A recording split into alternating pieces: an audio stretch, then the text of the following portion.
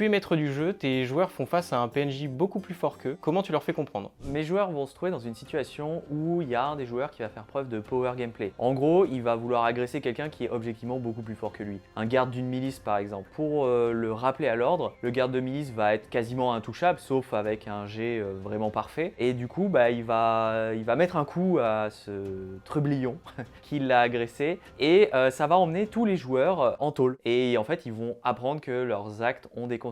Voilà comment on peut faire pour du power gameplay. Alors, je vais faire en sorte que mes joueurs soient au courant d'une rumeur concernant ce PNJ trop fort. Et au moment de la rencontre avec ce PNJ, je vais faire en sorte que ce soit dans un lieu public. Je vais faire en sorte que si les villageois croisent du regard ce fameux PNJ, ils aient un visage d'effroi, vraiment, que mes joueurs ressentent la panique et que en fait, ces villageois vont se faufiler chez eux vraiment pour éviter à tout prix ce PNJ. Dans le groupe, je vais faire en sorte qu'il y ait un personnage non-joueur, donc un PNJ, et si l'un des personnages décide de faire quelque chose d'un petit peu effronté envers ce PNJ trop fort, s'il le frappe ou quelque chose comme ça ne fasse pas mouche, et qu'en plus, d'un côté vraiment très violent, ils viennent complètement tuer le personnage qui était avec le groupe.